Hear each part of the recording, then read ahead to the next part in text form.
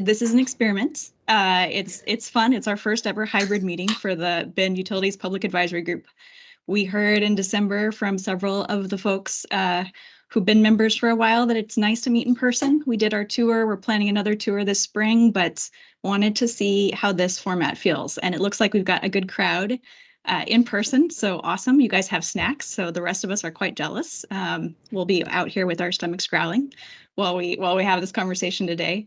But we also, of course, wanted to give some flexibility. You know, people's have back-to-back schedules and travel and out of the area for a couple of our team members. So we're trying out this hybrid format, and definitely want to hear from everybody, you know, kind of online and in person too, how this feels after today's meeting. And assuming we'd carry forward with this, but if there's anything we can do to make it, you know, feel more comfortable, please, we're looking for that input.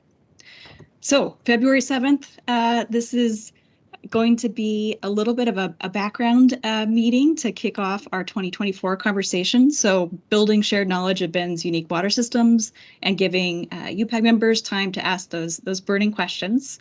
We collected some of them in December, and Lori's presentation is going to try to acknowledge and respond to some of the interest areas that we heard in December. So hopefully this is fun and informative and a good foundation for our conversations moving forward this year.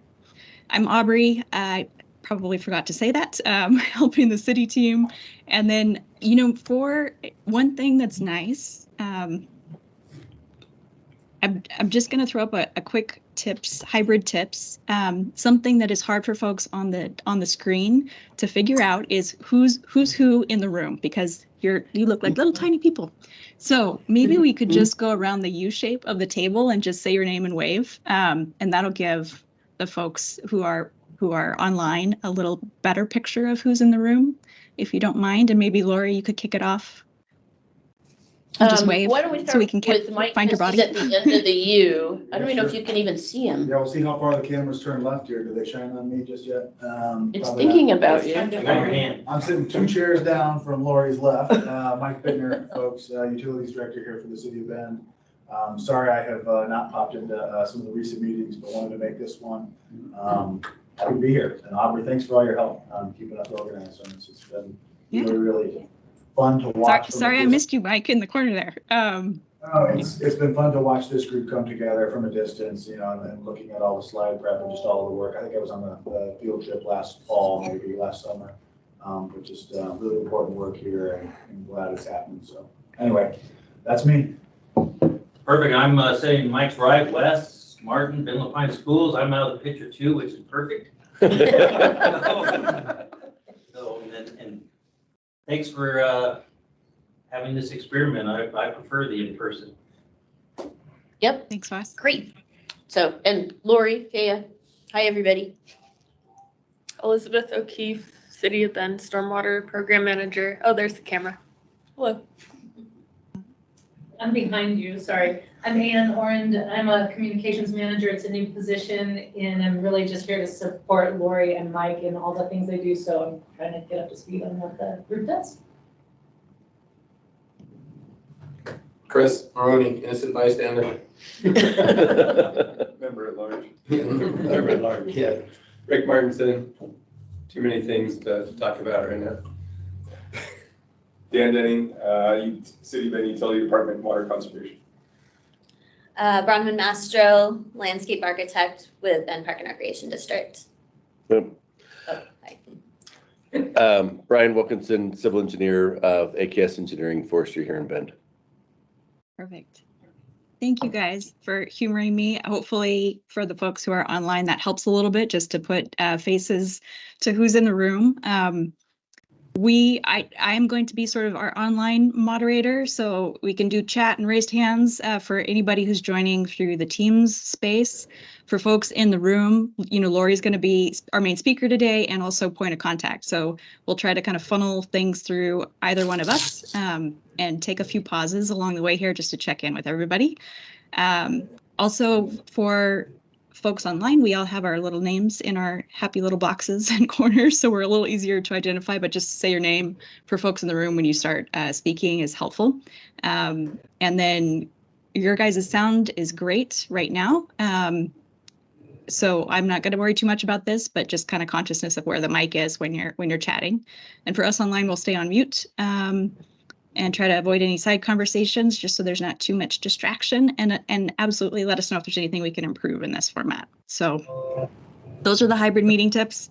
Also wanted to just take a little quick journey down memory lane for our December conversation. We had asked for a lot of input from this team, organized it into kind of 3 buckets. So this was the like, wish, wonder discussion that we had in the digital mural space.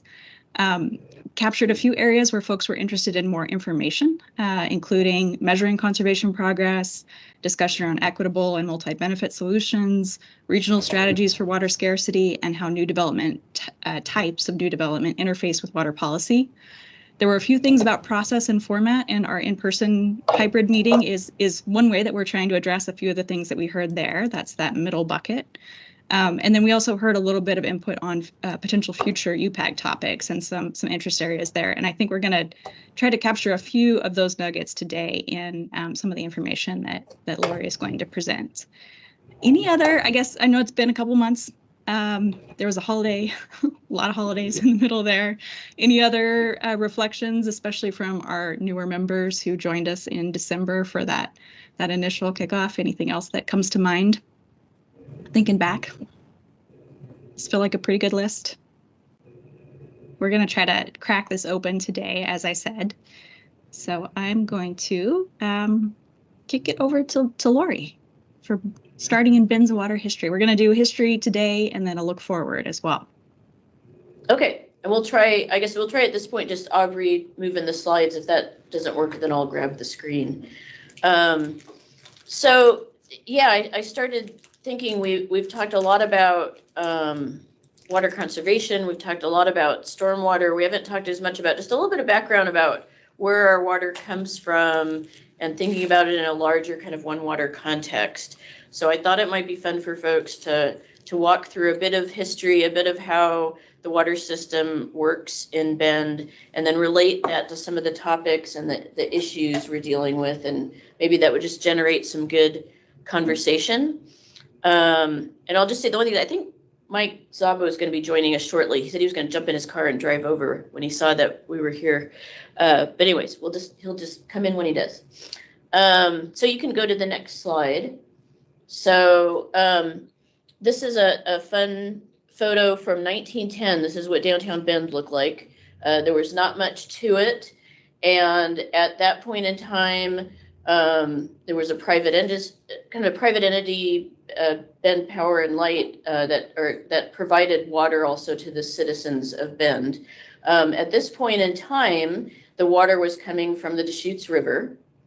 And at this point in time also, there was kind of this competition between Bend and Temelo as to who was going to be the big city in the area. And it all depended on where the railroad ended up. And so the railroad ended up coming to Bend and not through Temelo, because for a little while, Temelo actually had more people than Bend. So Bend got the railroad, it got the people, and the town started growing. And I remember, Mike, you like to point out that if you look real closely in the kind of the right side of this picture, you can see what looks like a street light. So it might be the first street lights in Bend around this time frame too. So, up and coming town, all this cool stuff going on. So go to the next slide. So this is the Mill District, right? So it's called the Mill District for a reason. Had the mill there, and they would the trees would be sent down the river to the mills, and this was also where we were pulling the drinking water out of. And so it was not the perhaps healthiest of environment for drinking water for the citizens of the growing city of Bend. So go ahead and move to the next slide. Hey, Lori. Yeah. I was just asking Wes if he had ever seen that with his own eyes, and it's reminded me that he actually worked in those. I worked there, yeah. Did you really? Yeah. Wow. Yeah. Do you have anything to add back on that? My gosh, it's been so long ago. There's some signage now, so where the the Watershed Council did that work with the Parks District and Riverbend Park. There's some signage where there's a concrete landing where they used to bring the trucks in and dump the logs into the river. And then it would come down to that point we saw in that Yes. picture. No tubers in that earlier picture. No tubers. Just riding the logs, I guess. So this is again showing, there was lots of uses of the river. They weren't always things that were compatible with also using it for drinking water. And so shortly after that first picture, a letter showed up to the city from the state, basically saying, actually you could go to the next slide, Aubrey. So this is dated 1923 and from the Oregon State Board of Health. And it's basically saying that water is contaminated. You can no longer use it for a source of drinking water. So the city was going to have to, or at that time, the Power and Water Company was going to have to either treat that water significantly or find another source. And they instead raised their hands in the air and said, we're done. And so that put the city in the business of providing drinking water to the citizens of Bend. And they had to quickly scramble and figure out where that water would come from. And it's pretty amazing to think about back in the 1920s, and there was not a lot of as much roads and infrastructure and all that. And they sent engineers and surveyors out all around. And so they looked upriver on the Deschutes. They also ended up looking up towards the headwaters of Tumalo Creek, and they decided that's the place. The headwaters of Tumalo Creek through Bridge Creek is where it made sense to grab really high quality water, and they could transport it through gravity means down to the city. And so by 1926, that was put into place. But I'm always amazed, if you ever have a chance to walk up in our municipal watershed, to think about folks going up there before the roads and everything were there, and figuring out these sources of water and then getting them to the city is pretty impressive. So next slide. So that was just a little nugget of history. And then what I want to take you through now is, how do our water systems work now? And some of these, for those of you who've been serving on this group for a while, will have seen some of these slides, but I'm trying to kind of piece the whole story together. So we'll talk about our surface water source, our groundwater source, and then what I kind of call other sources of water. So water conservation is kind of a source of water, and recharge and reuse. So talking about often groundwater as well. We're very fortunate in that we're one of the few communities out in this area that has two sources of drinking water. So we have source water from oh, great, perfect, Aubrey, thank you. So we have source springs that are shown on this map up to the west of us, and then we also have groundwater wells. And that gives us a lot of flexibility and resiliency that we have two different ways to provide water to our customers.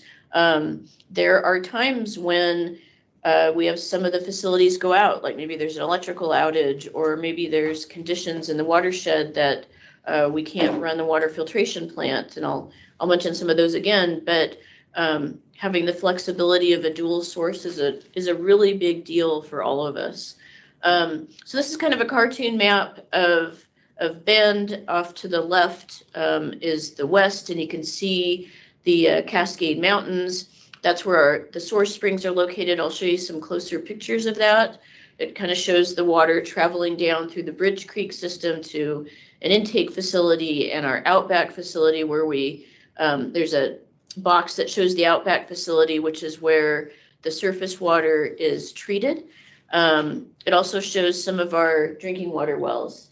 Hi, Mike. Yeah, sorry. Have a seat, and then there's some food over there in the corner too. Oh, cool. So, and we've pretty much just started. So, so I'm describing the water systems in Bend. I just gave a little bit of history. So, Okay, so this shows that we have wells, we have 20 wells that we actively draw water from, and that shows some of the primary locations of those. So let's move on. So let's talk about the surface water source first. This photo is what's called our intake facility. It's where we're drawing water out of Bridge Creek, but I'll show you the whole system here. So again, it was established in 1926. This is what we consider our primary source of water.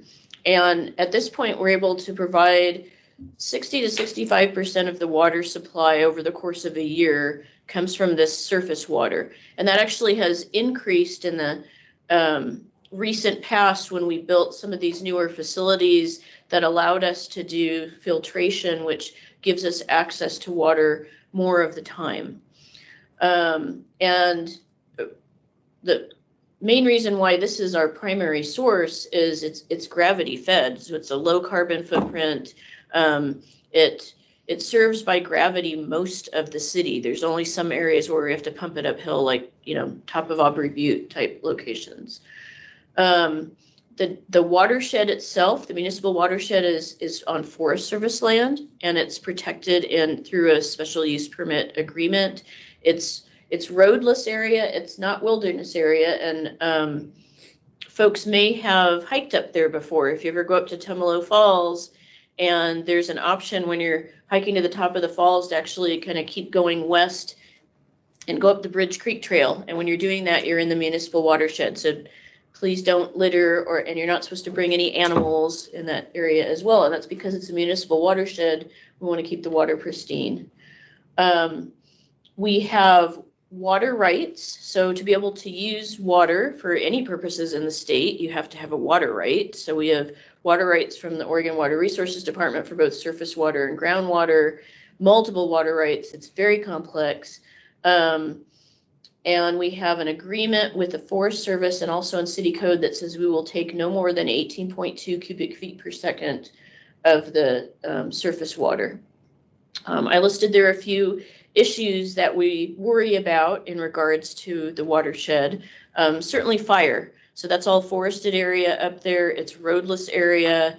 Right now, the Forest Service does not do any fuels management. We're going to start some discussions with them about if that's even possible, but it'd be really complex. So we worry about fire because with fire, you can imagine the resulting impacts to our surface water system. We would see a lot of immediate impacts from the fire itself, but we would see long-term impacts from erosion each year. There was a Bridge Creek fire in 1979 in the watershed. We still see some water quality impacts from that now at our water filtration facility. Every once in a while, there's kind of excess turbidity that happens when there's like big rain or snow melt events. So it takes a long time to recover from a fire. Of course, we all are concerned about what does climate change mean for this water source. Yeah, I mentioned turbidity at times can be an issue. Sometimes it can be to a point where sometimes we can filter it out at our filtration facility. Sometimes we can't, and we have to shut down the facility and just use groundwater. So next slide. So now I'll take you on a little tour. So here's a map. The dark boundary is the watershed for Tumalo Creek. And so Bridge Creek, our water source, is part of the Tumalo Creek system. And the purple boundary shows the Bend Municipal Watershed. So it's part of the Bridge Creek system. There's also, Aubrey, if you can point to, there's a little knob on top, the little purple knob on the top. That's like, what's that? And that's actually where our source springs are located. And I'll show you in a little more detail, but the source springs would naturally flow to the middle fork of Tumalo Creek and outside of this purple boundary. But this is where we gather our water, and I'll show you how we transport it into Bridge Creek so it can be used for Bend's municipal uses. But that's what that little knob is. Okay, next slide. So I mentioned the source springs, and so this is just kind of a diagram showing at the top, water comes from the springs. We'll show you a picture of that as well. There's a a pool formed because we have a really small dams it up enough so we can take our 18.2 CFS and put it through those two pipes that go over the top of the middle fork of Tumalo Creek, go into a man-made ditch for about 700 feet, and then it enters the Bridge Creek system. The water we don't need spills over that dam and joins with the middle fork. And these all eventually come back together again. So next slide. So that's what the source springs look like. They are absolutely spectacular. And while this looks like a waterfall, but actually the water is springing out of the hillside right at the top there, and then kind of all along that edge. It's pretty incredible. This is all just popping out of the ground here at this point. And this is a primary source of folks' drinking water. Okay, next slide. So this is where I talked about that little dam and the ponding area. So this shows you where the water is going over the top of the dam and into the middle fork. And then the next slide shows you those two pipes that it's diverting water into and going over the top. So you really kind of have to see this to understand how this system works. And I'm thinking of these engineers' brains in the 1920s who figured this out of diverting this water and then putting it into Bridge Creek, because Bridge Creek was the right location to bring the water into Bend. It's pretty amazing. So next slide. So sorry, engineer geek out here every once in a while, so I'll apologize. Here's some pictures. So on the left, it's showing you that the arrow shows you this intake facility, and then you can see upstream of it to the west, that's Bridge Creek. It's in this really tight canyon. So that water has been diverted into Bridge Creek. So Bridge Creek's carrying some extra water now. And then it's coming down to our intake facility. This is located, again, when you go up to Tumalo Falls, you may or may not notice this building kind of back in the background behind the parking lot. That's where the intake facility is located. And this dam structure is used so we can divert water into our intake facility. This is where we dial in just the amount of water that we need. So the maximum we can use is the 18.2 CFS. When we need less in the system, we use less. And the intake facility is where we can dial that in to just bring in what we need for people's use. Because there's no place for it to go. We don't have a use for extra water. We don't have a place for it to spill out or anything like that. Used to years ago, but not anymore. So next slide. This is kind of just a different aerial view. So again, you can see on the bottom left, that's that intake facility. And then in the middle at the top, that's Tumalo Falls. And so this is Bridge Creek coming in along the bottom, and below Tumalo Falls is where Bridge Creek joins with Tumalo Creek. But we've already taken our water at that point, and as you drive along Skyliner Road to Tumalo Falls, the water pipeline is under that road. And it goes for 10 miles, drops 1,000 feet in elevation until it gets out to our Outback water filtration facility.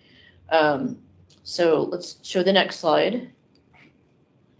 So this picture is showing the road. This was showing when the construction of the pipeline about 10 years ago. Okay, next slide. How big is that pipe? 30-inch. And then this is our water filtration facility. It's kind of tucked back in the woods, but it's also off of Skyliner. Just if you're going west on Skyliner, just past Phil's, there'll be a road on the right, a Forest Service road. Also has an address sign on it. That's the giveaway that there's a facility back there.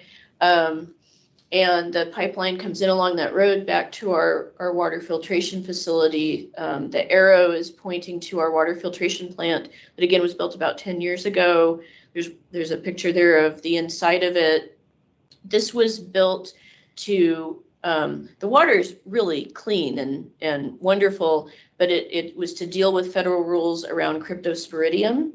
So there's tiny little things that can get in your gut and make you sick. There's very little of it in the watershed, but there was enough detected that the rules required that there be a way to remove it. And filtration was the method selected by the city over ultraviolet light, because filtration provides us with also the ability to filter other like turbidity out of the water as well. So it gives us more flexibility to use this water, which is why we're now able to use it for like 60 to 65% of our water instead of about 50-50 with groundwater. Next slide. This is just a look inside the facility at the, it's hard to imagine this, but the water filtration methodology is pretty amazing. And inside those tubes is where the water is sent, and it goes up these tubes, and they're filled with hundreds of like tiny little straws. And the water is drawn through the tiny little straws and into the inside of it. And that's how it's, the holes in the straws are tiny enough that even tiny little cryptosporidium cannot get through it. And so very, very clean water comes out of that. And then the only other thing is a little bit of chlorination is required, and then it goes out into the distribution system. So next. Hey, Lori. Yeah. Just jump in. I gotta step out real quick and jump into another meeting, but I just wanted to go back to that last slide real quick if you could, Aubrey. Like, think about that. For this community, for 80+ years, had a water supply that was unfiltered, right? That led to this, all this, this brewing industry, just all the wonderful things that we have here. It's pretty pristine, that still comes from that watershed. So I just, that I think is just as neat as like all the new technology and everything when you get up there, just the fact that we're so lucky that we live in this place. So anyway. Awesome presentation. It's really hard for me to bite my tongue and just sit here and listen to the story. I want to jump in. I know. This is much Mike's presentation of mine, if not You're more. doing awesome. This is perfect. Where I don't have to be here to hear this story anymore. Really, really cool stuff. Thanks for being here, everybody. I gotta run. Okay, thanks, Mike. Okay, let's move on, Aubrey. So let's talk about the groundwater system. So again, we have about 20 wells, about 40% of our water. So we focus on using the groundwater when demand is high, when we don't have enough surface water available for use. So that's the summer. That's when everybody's watering their lawns, right? And you've heard Dan talk about that with water conservation. So, and again, it's more expensive to use the groundwater. The groundwater comes from really deep within the ground. It comes from, our wells are 800 to 1,000 feet deep. Into the deep Deschutes aquifer. So you can imagine the amount of electricity to pull that water out of the ground. And let's see, so early wells in the 1980s.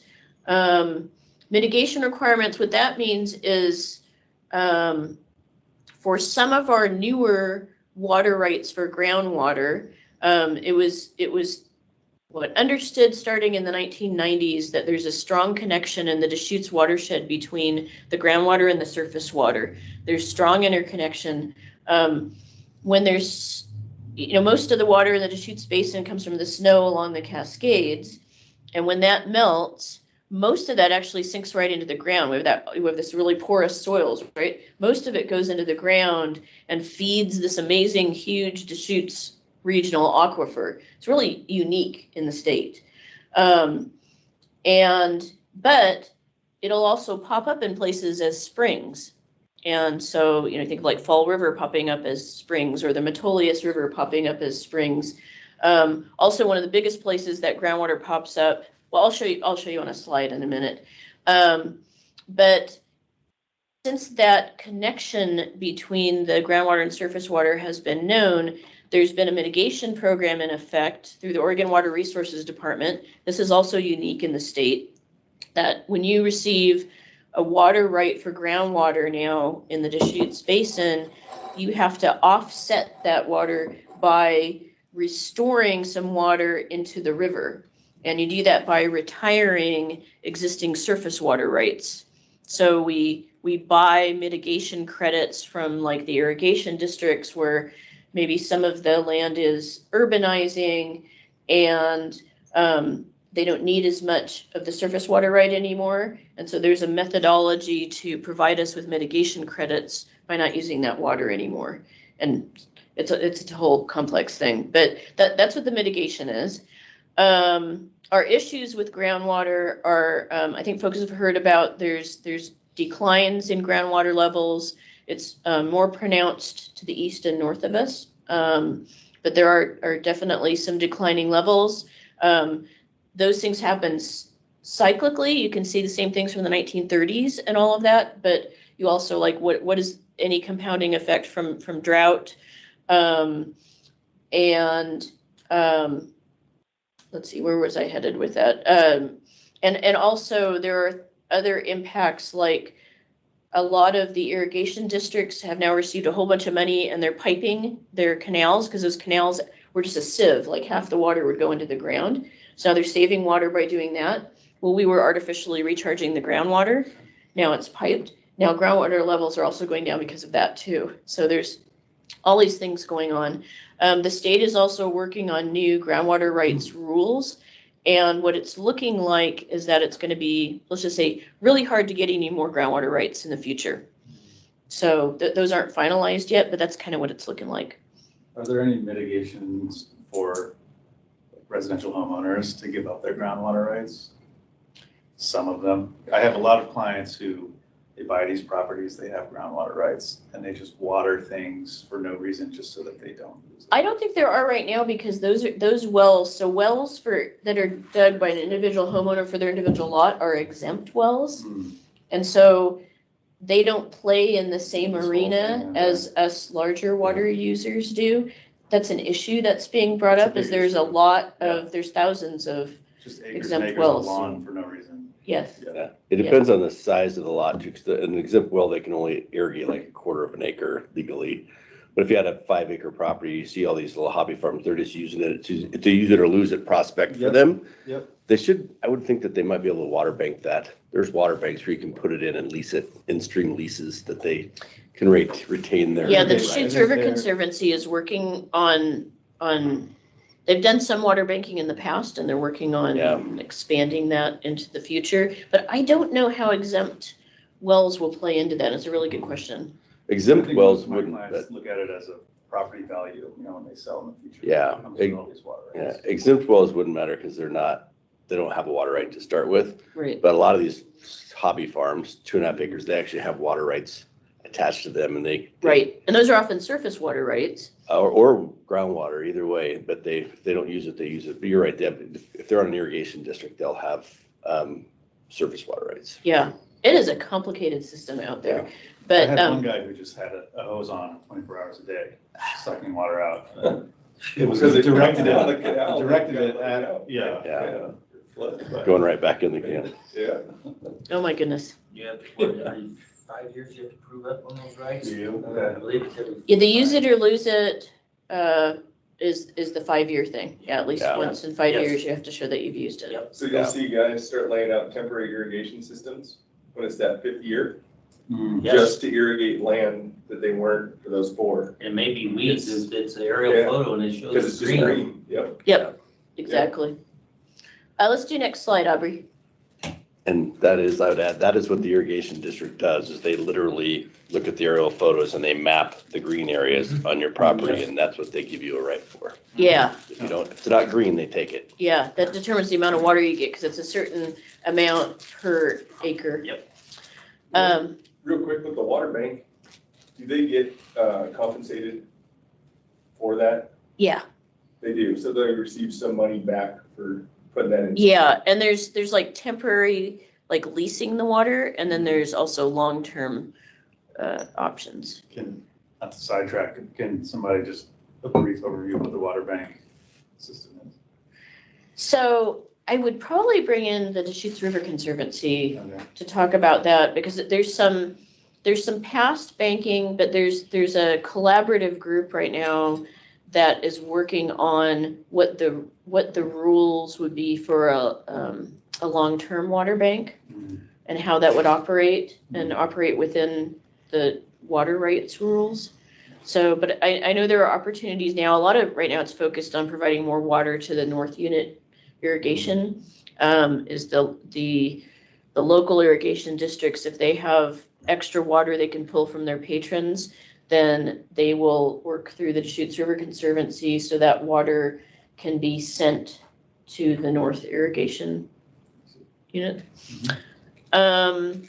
Okay, so I'm gonna have a couple of cross sections to talk about aquifer real quick. So basically, the water will will go down through this porous material until it hits an impervious surface. So that's that low permeability rock shown at the bottom of this. This is basically a south to north cross section of the Deschutes aquifer. So that low permeability rock that's shown on the bottom, so the water can go down until it basically hits that, and then the groundwater is generally traveling in a north-northeast direction. And if anybody's ever, so you'll see Pelton Dam on there, so think about Lake Billy Chinook.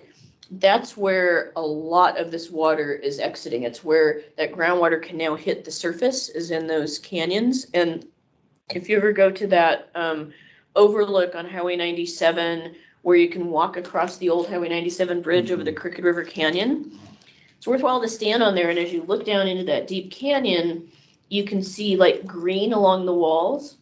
That's where all this water is popping out. The Crooked River at its very end, before it hits the lake, there's a ton of water discharging into that. Same with Whitejuice Creek out of the Sisters area, has the same type of thing happening. So you can see where it's going underground. And actually what's interesting, see where it says Deschutes River profile, and you can see like Klein Falls area Bend is shown on there. Notice that the water table is way under us. So in our area, we're not directly connected. The Deschutes River through the middle of Bend is not directly connected to the groundwater. It is upstream, but not through Bend itself. Okay, and then I have another cross section after this. That's east-west cross section. So this is one we prepared for the city. So you're looking the Cascades on the west, and to the east is out towards the Bend Airport. And so again, there's that impervious layer, the John Day Formation at the bottom. You can see this kind of shows, the Deschutes Aquifer literally is this thick. I mean, even out towards the airport and towards Redmond, it's 1,000 feet thick. And recognize that's not a swimming pool under there. It's all the cracks in the rocks, and that's where all the water is. And then up in the mountains, it's incredibly thick. And then what we're showing on here, you can see where some of our municipal wells are located. Just kind of shows the idea of our wells for municipal water use are way down deep into that aquifer. And there are some shallow water tables in some places, but we do not grab any water from that. And then people have obviously concerns about groundwater declines. And basically what our well information shows us is that as you move east, you see more of the declines. So I typically talk about it like west of the Deschutes River. We're not seeing any declines in groundwater elevation, but east of the Deschutes in Bend you are. And that is, depending on your location, is anywhere from like a half a foot per year has been seen recently to like 2 feet per year. So that's kind of the Bend situation. Okay, next. So let's just get a little bit more into our system. Just, I think folks know this, but there's the city of Bend is supplying water to not its entire boundary, right? We supply water to about 75% of the citizens of Bend. The rest of them are served kind of on the south and east and the north by Avion and Rhodes. So private water suppliers who have their own sources of water. We do not supply them with water, and they're primarily groundwater sources for their water. Next. Actually, can you still? Yeah. Okay. Oh, sorry. Go back. This is something that I deal with constantly. Is you look at the future of Bend, what you see is that the city of Bend's water service area is basically built out, right? And I'm curious how many more customers the city of Bend is expecting. I guess we have infill and those types of things, but Avion controls most of the future. Avion has a lot of it. We still see, so in the, Dan might be able to address this, what we were predicting with the water management plan about, we still were anticipating decent growth because we do have some expansion areas to the north and the west. And then there's infill. I think the infill will be a big driver for sure. Yep. But yeah. Yep. But yes, there a lot of like the typical residential stuff is happening in Avion area. Next. So this is just a lot of folks are like, stop watering the golf courses. So do folks know how many golf courses are watered with City of Bend water? We want to hazard a guess? 0. That's correct. Yeah, we don't provide any water to golf courses, so yay us. But we still see substantial increases in water use in the summer. Do they have their own wells or ponds? Yeah, they have their own water rights or sources of Okay. water, yeah. Some are surface water, some are Yeah, wells. some have it right out of the river, old water rights. This is quite often a shocker to people that when you look at water rights in the basin, 86% of it is for irrigation purposes. About 12% now is dedicated in stream, and that's a relatively new thing to actually dedicate water in stream. In stream water has only been considered a beneficial use by the legislature since 1987. Before that, it was not considered a beneficial use to have any water in a river. It was all considered beneficial use was being used by people primarily for irrigation purposes. That's the way Western water law works. And then 2% is municipal use. So it's important to consider that there's a lot of growth. It's a tiny little fraction. We need to do our part, but I think it's always important to have this context of water. It's a little more substantial on the groundwater side than on the surface water side, because mainly it's now only municipalities who can afford to buy mitigation credits and then build wells to do any substantial withdrawal of groundwater. So when you say irrigation, does that include like residential irrigation? No. Okay. No, It's farm irrigation. that's not the municipal. Yeah. So it's like outside of city limits, Gotcha. basically. Okay, next slide. And it's multiple cities too, right? Under municipal, Yes. Lori. Yeah. Thank you, Aubrey. So let's just talk. I'm not going to talk in as much detail about kind of the rest of the water, but I need to talk about it. So this is kind of a blow up of that cartoon drawing of Bend, and you can see on the top, I'll talk about our water reclamation facility, which is where the wastewater goes to be treated. And then the other 3 circles are showing some of our stormwater systems, and it shows the stormwater going into pipes to the river or into the ground in various ways. Next slide. So let's talk about the wastewater. So when you flush the toilet or it goes down the drain, it's going by pump stations and pipes way out to the northeast end of town. So just north of the Bend Airport is our water reclamation facility. So that's those structures you can see on the left side of this aerial photo. And then folks may have gone bird watching at Hatfield Ponds before, and that's those ponds you see those are fed by our treated wastewater. What's kind of interesting is notice the canal along the top of the picture. That's the North Unit Canal. It takes water from the Deschutes River basically up to Madras. And the wastewater plant was built here in the early 1980s because the original thought was that the wastewater would be treated and we could discharge it to that canal and it would provide like a little bit more irrigation water. However, between EPA at the time and the farmers themselves, there was opposition to it. So the city had to quickly turn and figure out something else to do with the wastewater. So therefore, it's being discharged into these ponds where some of it evaporates into the air and a lot of it recharges groundwater. Okay, next slide. And this shows on the left is part of the wastewater treatment process is you produce biosolids. And so those are also treated in addition to the water, and those are dried out adjacent to the plant. We have about 1,500 acres out there. And it's dried, and then farmers come and pick it up and use it to apply to their fields for it's a soil amendment.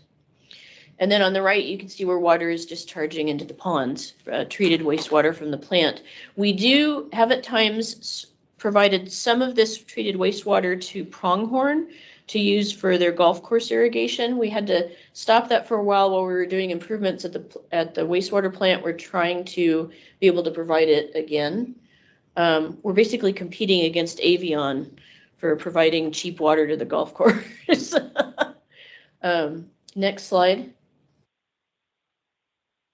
And then I think folks will recall this, but stormwater goes in two places in Bend, right? So it either in some parts of the city, kind of the inner parts on the west side, it'll go into catch basins that go to pipes that go straight to the river.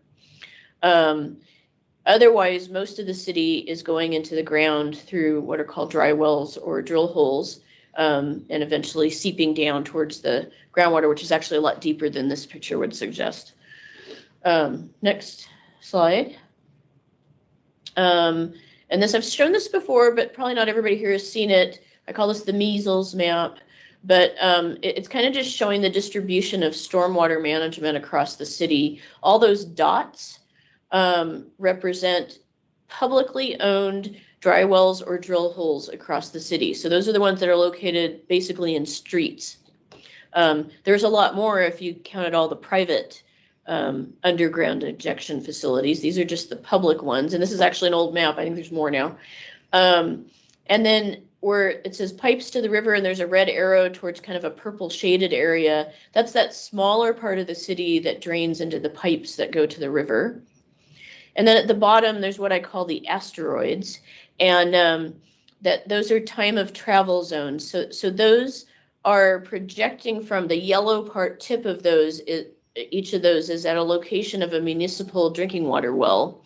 And this shows the travel time for groundwater to get to that well. So it's the yellow is 2 years, and there's 5 years and 10 years and on. We use that information to try to prioritize protective measures when it comes to what we allow for stormwater discharges into the ground. The next slide. So let's talk just a little bit about, I'll do the messy slide I added this morning at the last minute. So I was like, I have to talk about this too. So next slide.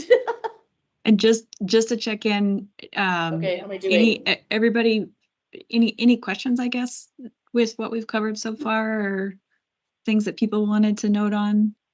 Feel pretty good? Awesome. Lori, you're giving us a very nice tour. Thank you. Oh, okay, good. I'm glad it makes sense. Water's going downhill mostly. So I just wanted to point out, I kind of see kind of these two main areas for water stewardship. And to be good water managers, we kind of have to think about both of these things. We have to think long-term into the future. We have to do planning that is 20, 50, 100 years look ahead, because we have to think about how we get the infrastructure in place and finance it and be prepared for the growth that the state requires us to prepare for. We have to do, plan for 20 years of growth within our urban growth boundary. So we do things like have our water management and conservation plan. We have a water master plan. Those have pointed us to, if you're looking again at that 20+ year timeline, that despite doing a good job with water conservation, we still project the need for more water in the future. And you can apply for a new, there's no surface water rights available unless you buy them from somebody. To apply for a new groundwater right, you have to show the need as a municipality within 20 years. And so, projecting with, data about, we think population growth is going to be like this, and we think water use is going to be like this. Even with conservation, we can project a need for about 6 CFS to apply for. Mostly we're looking at peak points in time, because we want to be able to provide water for, like let's say in the middle of summer and it's dry, and then maybe there's a fire in town and you're drawing down the reservoirs. You want to be able to accommodate that situation with your, again, being a good water manager for planning for water. So we have, in December, we applied for a new groundwater right. Redmond has also applied for a water right. So has Sisters, so has Prineville. And Redmond is in the most immediate need for new water. They're growing so fast. But because the landscape is changing on us and we don't exactly know what's going to happen with new groundwater rules from the state, we're applying under the existing groundwater rules with the anticipation that hopefully we'll be able to get that water we're requesting. It'll take years for it to work through the system, but just to know, we can provide more information about that. I mentioned mitigation credits, so for that water right to be able to actually use that water if we get it, we'll have to also have mitigation credits. So right now, we're talking to Arnold Irrigation District about buying some mitigation credits from them that could be used to actually build out our existing water rights, to finish using the existing ones, and then potentially for this future water right. So in addition to that, thinking about, well, might we need water in the future, and let's be prepared for that, we of course need to be focusing on efficiency. So these are some of the things we do as part of our portfolio. One of them I call removing barriers to use. So that's the fact that our filtration facility can allow us to treat and use water even during some turbidity events. However, if it gets really turbid, we do have to shut that facility down. So we're focused on purchasing some more land from the Forest Service right now next to our Outback Water Filtration Facility site. One of the key reasons for that is so we can build a pre-treatment facility that would give us even more ability to filter out turbidity in the water. So when there's a fire in the watershed, we could keep using surface water even under those circumstances. Another thing for efficiency, we do this thing called water rights optimization. Water rights are such a complex world. I mean, I'm still totally learning about them, and how they work in Bend, but groundwater rights, or any water right, is applied to it. It's set at a specific location. You have to set the locations where you're pulling the water out. And with our groundwater rights, we have, 10 of them?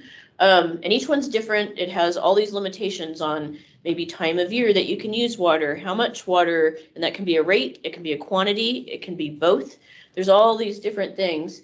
And then they're labeled as being available at different well sites. So we're doing some optimization where we're applying to the Water Resources Department to what's called transfer some of our existing water rights. So basically we can use our water rights across our whole groundwater well system. This allows us to be the most efficient, to be able to, we don't want to be limited because this pump can only pump so much water even though you have more water available to you under your water right. So if we can also pump that water out of another pump station, we're optimizing the rights we already have. So again, we would be able to reduce the amount of water we need in the future. Other things that help us with water efficiency, land use helps us. Density is helpful because people's yards are smaller and they use less water in the summer. And then, of course, Dan's incredible water conservation program that he's talked about and we'll continue talking to you about. But all of those things are about water stewardship. So I just wanted to point those out. And we keep going, Aubrey. Folks have seen some of these before. I just threw in some of these graphs we like to show. And Dan, I should have gotten the latest one, but this takes us through 22. And this shows you population growth versus overall water production over each year. So you can see the bars are population growth, and this is our service population growth. So the City of Bend water system population. So you can see over the years, population growing, generally upward trend. And then you can see our water production, we've been doing a pretty good job of trying to level that out. But again, depending on how you look at water use, when you look at more specific periods of time than a whole year, we do see some increases at certain times of year. So this is kind of the big annual picture. And the next slide. This is another way to look at water. This is, again, population with the bars. And this is per capita water use. And so this is really showing the benefits of water conservation, is that we're really driving down people's per capita water use. And that's through both efficiencies in plumbing systems, and then also all of those outdoor measures that Dan has going and is continuing to add on to his portfolio. So this is the good news, but what we have to explain at this point is even though we're doing a good job of driving it down, we're still seeing substantial population growth. So while we're reducing that need and pushing it out in time when we need maybe more wells and more reservoirs, it's still out there facing us. How does, So one point to that, Lori, is like, you know, our population went up by 2,000 this year, so we're right around 79,000, and that's just our service area. But those estimates are based off of, you know, building permits, which was mostly single-family residential prior, and moving into the future, we're making a shift to multifamily, so we'll see that population number jump quite a bit. You know, we'll see at some point that reduction from conservation is gonna hit a stopping point or plateau, right? And then then you have to make a shift to those next programs to address kind of your new population. It might not be outdoor water use, but it could be something else. So we would look at like, do we need to sub-meter multifamily, right? To find leaks easier or to manage that water between inside of a big facility. You know, right now we just send one master meter to the whole property, and that's 300 units plus landscape. Mm-hmm. So, yeah, we got our work cut out for us. and I mean, also industry, right? So you're talking about per capita, but is that converting, say, brewery meters to EDUs and stuff like that? Yeah, so this is where it gets down into the weeds of like, so that's total. So that's every customer class. That's commercial, single family, residential, multifamily. Because that's just like a utility, you typically report on them that way, right? Because every utility is set up differently, or they have multiple customer classes. So we have that broken out, so we could look at just single family residential GPCD, and that's close to like 250, I think, average for the year. So, yeah. So you look at it, you can slice and dice it a little bit better. Exactly, yeah. But just to compare us to another utility, this would be, that methodology is just grabbing your whole service area population. Okay, next. And this is going towards that message of when water is used. So that on the graph on the left, there's a blue horizontal line. That's our surface water. That's how much the maximum amount we can produce from surface water. The green shows the total water production. So when you're seeing the area above that blue, that's groundwater. Typically, that's groundwater kicking in, providing that extra water needed. And of course, that's during the growing season, right? June, July, August, September, October. And then on the right is a basic graph of kind of how the water use divides up in the city between the different uses, single family, multifamily, commercial, and then there's some irrigation only meters. For like large landscapes. Can I add something to that, Laura? Uh-huh. This is confusing. When we talk about it, you hear us say 60% of total water production goes outdoors, right? And then 60% of water comes from surface water. Yeah. And so you can see kind of the increase from our baseline. So there's that extra kind of 5 million gallons per day that we can start handling irrigation at with our surface water. But then after that, that's when the wells turn on. So two different ways to talk about that 60% number, right? Mm-hmm. In aggregate, 60% of the total water use is going outdoors, but not necessarily all that 60% of surface water is going to irrigation, right? Yeah, and Dan makes a good point that you can see that blue line is at, around 10 MGD. You'll notice that green line in the winter months, we don't need that much water, so we don't pull that much water out at our intake facility. We just, again, pull out. That's the production numbers. It's really an on-demand system. Yeah. Right? So if you don't use it, we don't need to take it. Yeah. We're not constantly just feeding water out of the springs or the wells. Yeah. Okay, next. Interesting that there's a 40% of the water comes out of wells in your earlier slide, but that's a 150% increase during the summer. Oh, yeah, we see 5 times increases. That's So actually, yeah, if you go again to the next one, Aubrey, you'll see this brick more clearly on the next slide. Is it the patterns? So this slide? shows you that those seasonal peaks, right? It's like at times a 5 times increase. So operationally, that's where we're concerned, Rick. Is I would like, think if so. we can shave that peak through conservation, we don't need that extra infrastructure. Right. Right, conservation is a Yeah. good thing, but operationally, like, that's what we're looking at reducing. You're out of water at that point. Yeah. Can't fill the reservoir. Yeah. So this is a really telling graph for that, but and both it shows you by the uses as well. So you can see those residential landscapes are a big deal. Okay, next slide. So this is just, I'm not going to get into details on this unless people have questions that maybe I can answer. But we test for a lot of water quality parameters.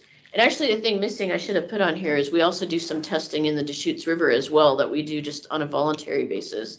But we have these other areas we're testing. It's mostly a regulatory thing, right? We have to prove that our drinking water meets standards. We have in our stormwater, our underground injection stormwater permit requires us to test stormwater to see if we're seeing any issues with, huge concentrations of pollutants. Our wastewater permit, we have to know what's coming into the plant, and then we have to show that we're meeting standards coming out of the plant. So we test for a lot of things. You'll notice at the end of drinking water and wastewater, it says PFAS. People have heard a lot about those chemical compounds, sometimes being called forever chemicals. Those are this class of chemicals that has recently been discovered to be pretty toxic to humans, cancer causing. There's not a known minimum level that it can exist. EPA is still setting rules around this. So that these are things that we're all carrying around with us. It's on our jackets, like Gore-Tex, non-stick cookware, everything a firefighter wears has this stuff in it because it has these properties of fire resistance, water repellency, those types of things, firefighting foam. There's a lot of stuff out there. This is just kind of a new emerging thing. So we're just starting to test for those in drinking water and wastewater. In drinking water, we didn't find any PFAS except one well, or a well it's called the Copperstone well. It's located kind of in the Aubrey Butte area. Because we're able to, we don't have to. It is at really low levels, but it was detected. It was slightly above the detection limit, and it confirmed it now. So we've turned that well off at this point because we're able to do so. We're talking about things like, well, if that's off, and if we have something that makes us turn surface water off in the summer, and then we have this other well right now that has some structural issues, are we going to get to a point where we have to make a decision about either turning that back on because it's allowed, or potentially going into some type of, really pushing on water conservation or even to what's called a curtailment. So it's bringing up those kind of conversations that we're having. And we don't know yet what'll happen with wastewater, and it's certainly, I would expect every place is going to see it in wastewater because we're all shedding it. And the question will be how much and what might the rules show for that, and what does that mean for wastewater discharges or biosolids use and things like that. All these huge question marks.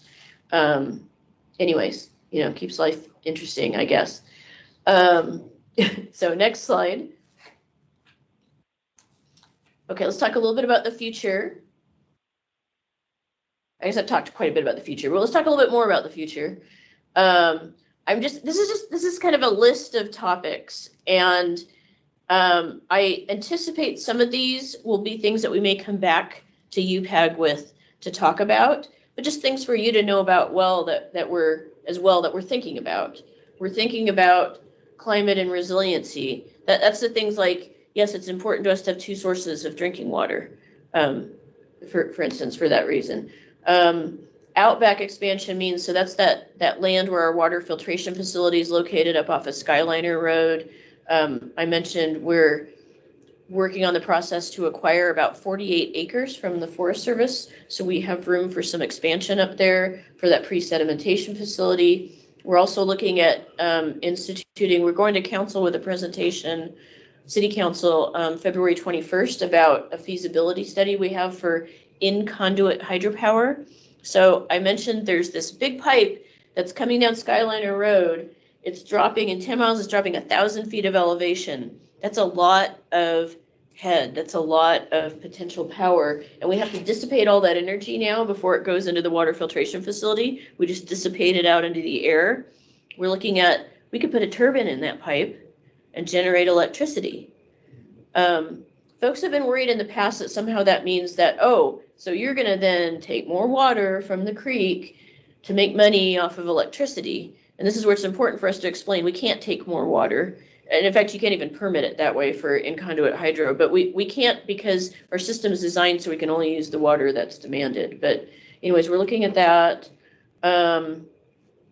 Let's see, watershed. So there's that municipal watershed I showed you up where the source springs are. We're working with the Forest Service on how to best manage access and fire and fuels management and those types of things. I mentioned we're going after a water right. We're having to constantly think about, will we need more? And of course, that's, crystal balling into the future, but doing the best we can at that. Dan, of course, will be talking to you a lot more about water conservation. We're talking about beneficial reuse. So that means, is the best use for our treated wastewater to put it in those ponds? Maybe. I mean, it is recharging groundwater and it's providing habitat, but maybe we should use some of it for other purposes. And one of the things we're talking to folks like Rick about is there some opportunities out at our lots of acreage at the wastewater site to maybe grow something out there, maybe native plants, maybe something like that. Or other things might be, is now the time to look at putting it into that canal and sending it up to North Unit for use for irrigation. So we're going to be, in the next couple of years, evaluating all of that.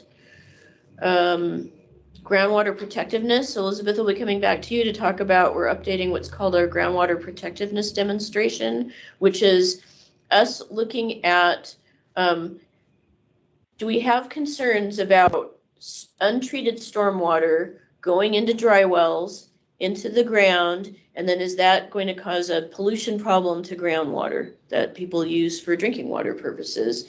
And so we're updating that evaluation, including looking at what might be the potential for PFAS to get into that water, and would that spread? Does that mean any changes to our design standards? We're going to have that information coming out shortly. I mentioned emerging contaminants, that's like the PFAS. Deschutes River water quality. So the Deschutes River is listed by DEQ as a water quality limited water body. I think every river in the state is listed on this, what's called total maximum daily load list that the state has. Total maximum daily loads. There's a section of the Clean Water Act, section 303D of the Clean Water Act describes if you have waterways that are not meeting all their water quality standards, like DEQ is supposed to set pollutant limits for those waterways so they can meet their water quality standards. The big thing that the Deschutes River is listed for is temperature. DEQ has not yet taken it up to evaluate. They're focused more on the west side. The temperature limitations are about fisheries. So when you look at the fish that live or can live in these waters that they're listed for, what are their needs for temperature? And so there are times when so in the Deschutes, it's so managed, right, for irrigation, and there's times where it's really low. And so that can contribute to temperature problems and then just other problems particularly for fish. So in the future, something may be coming from that as well. And folks like, I don't know, landowners over a lot of property along the river may get drawn into that as well. I'm looking at Bronwyn when I say that for the Parks District.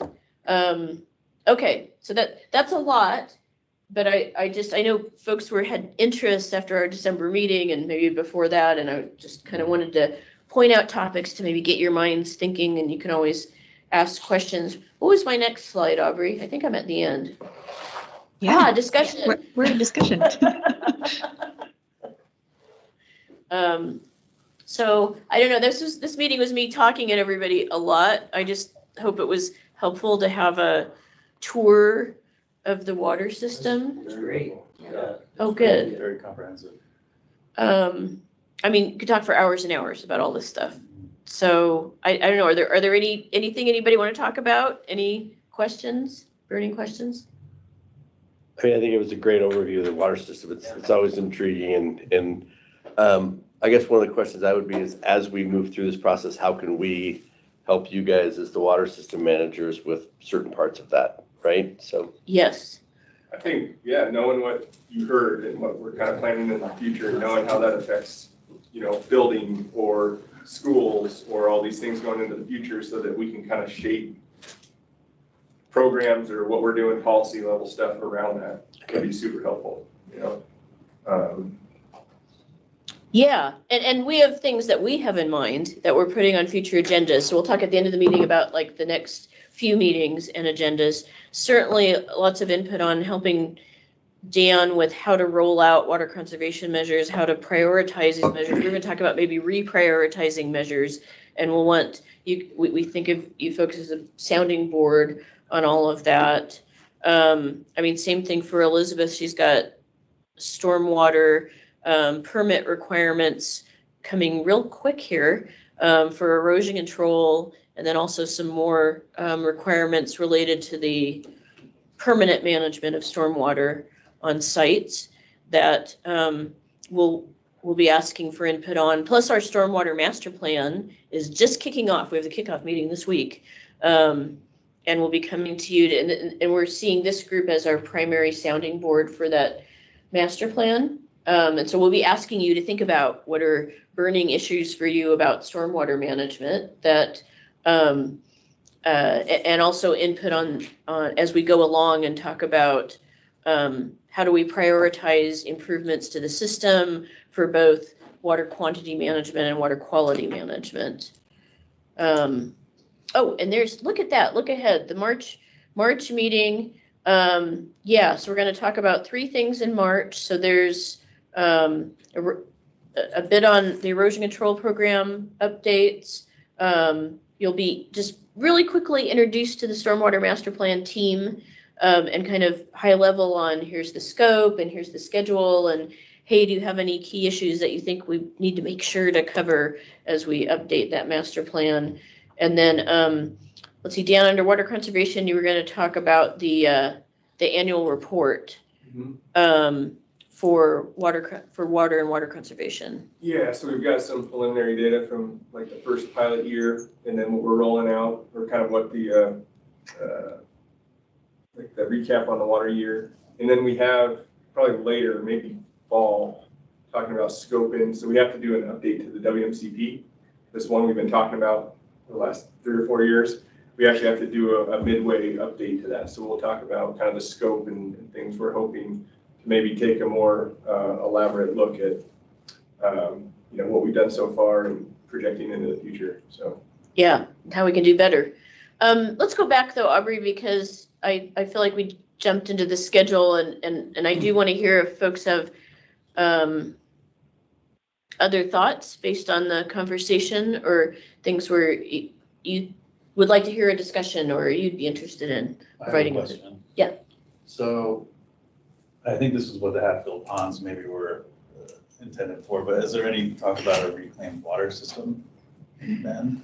So reclaimed water, so that's what we'll be evaluating with the,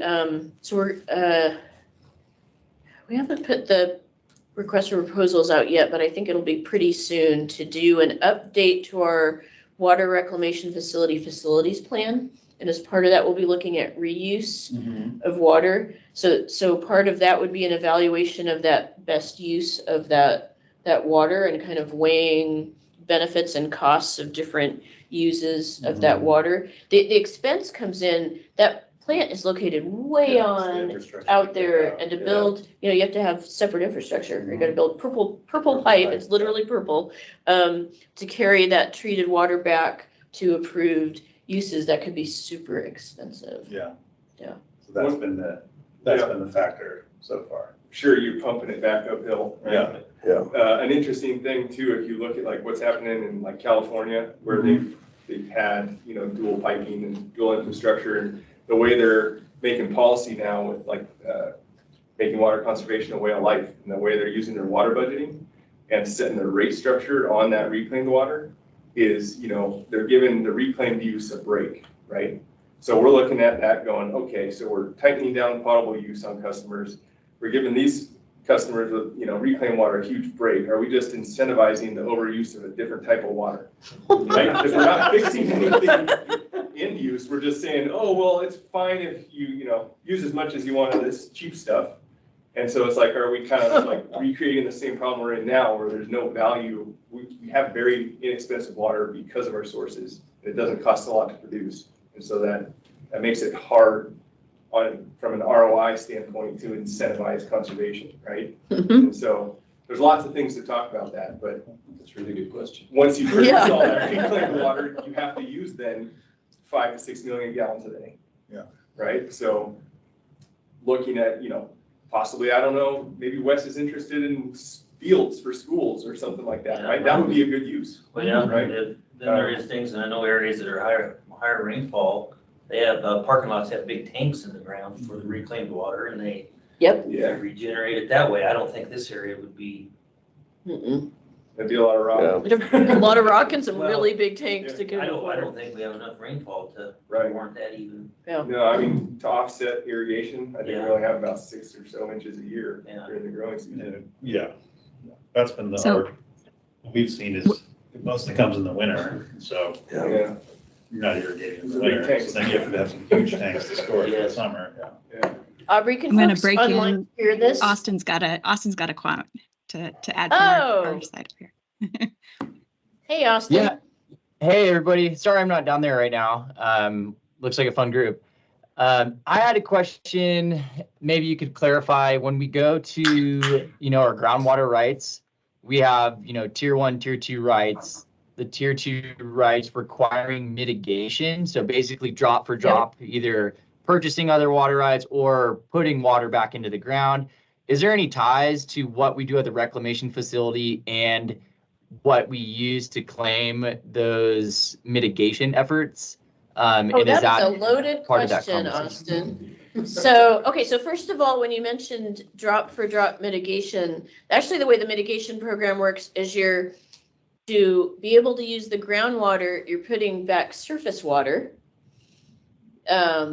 And we're allowed to, let's say we get approved to use an acre foot of groundwater, we have to put half an acre foot back in the river. And that 50% factor is because it's assumed that when people are using water, about half of that goes back out and ends up back in the ground. And part of that is the presumption that like the water from our wastewater plant is going into the ground.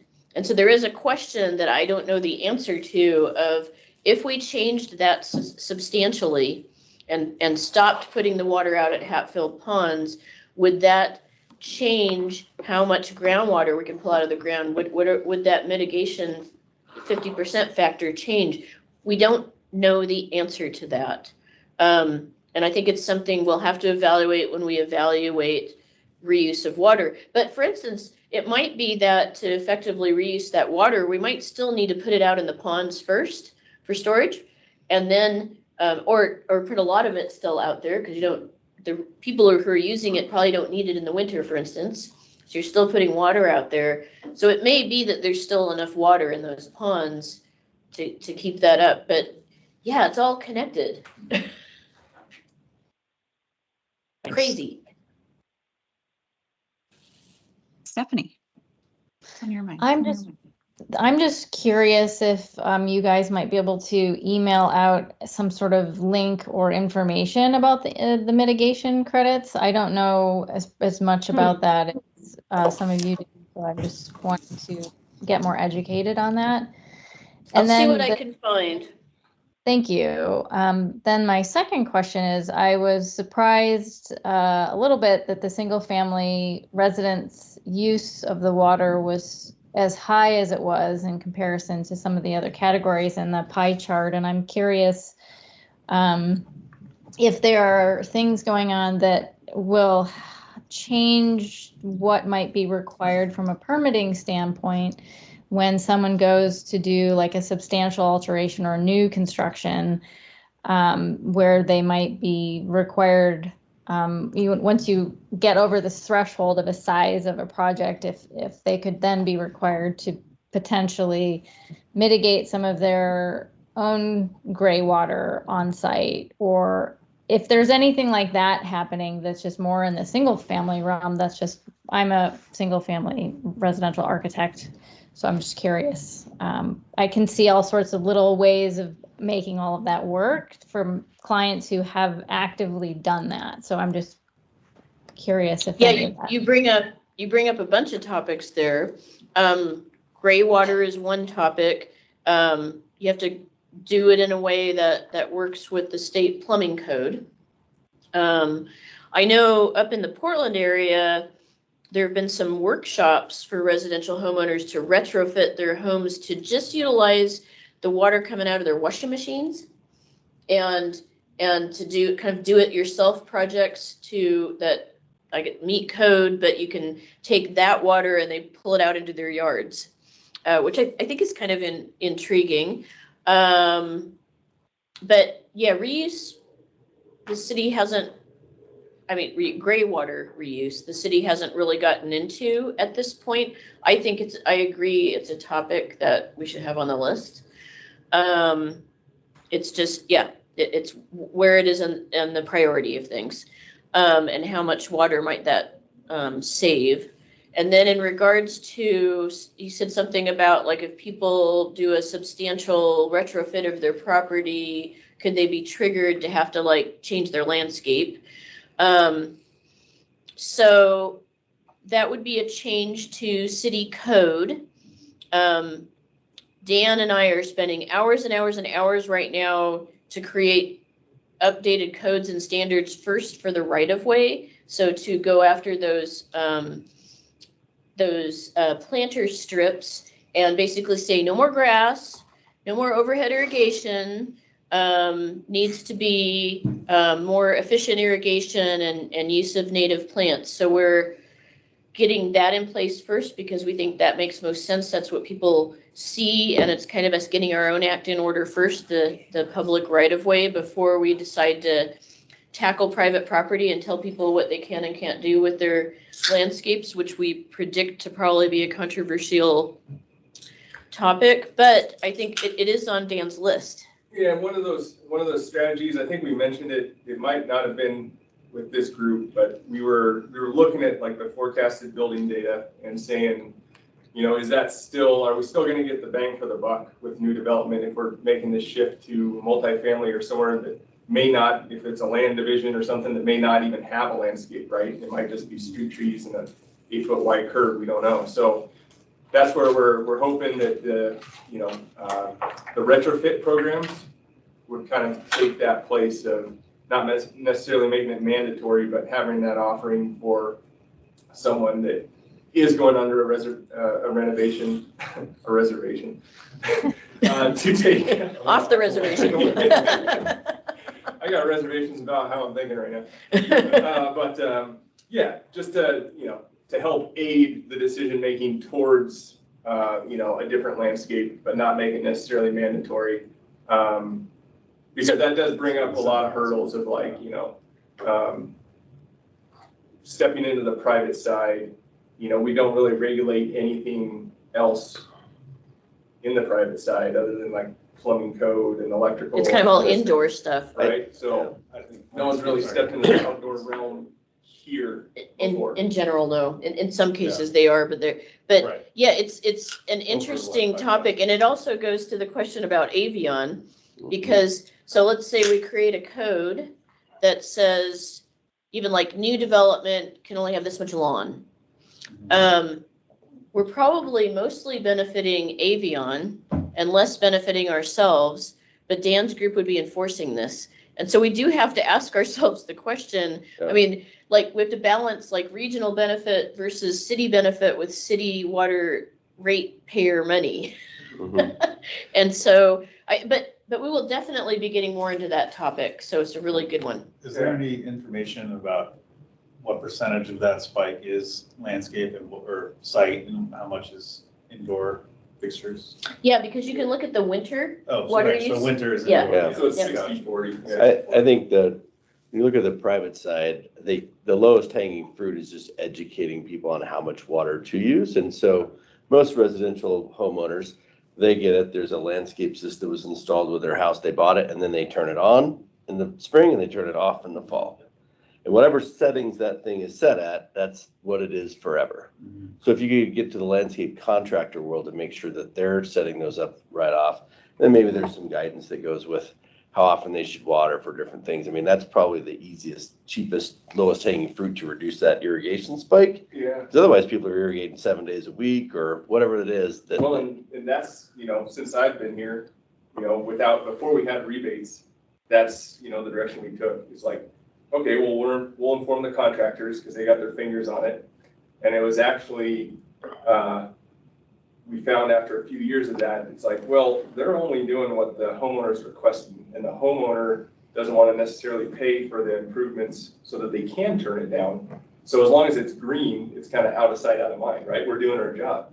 So we shifted tactics and we're like, well, then we need to create the demand with the customer because they're the one writing the check and they'll influence the contractor, right? And that's a lot of handholding. Yeah.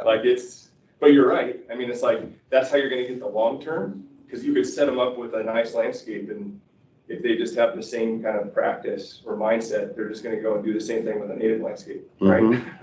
Potentially. But Dan, yeah.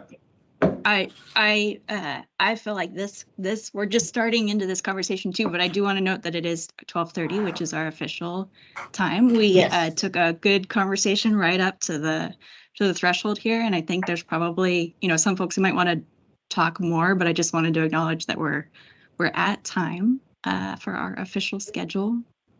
And So did this work for everybody, this hybrid? Did it, especially with the folks online, did this work for you? Okay, got thumbs up, Got some thumbs up. Okay, great. All right, well, we will plan to continue doing this in a hybrid fashion. I love it. Great. Yay. All right. Well, thanks, everybody. More to come. Thank you, that was great. Every Thank time. you. See you next time. Appreciate everybody's time. Thank you.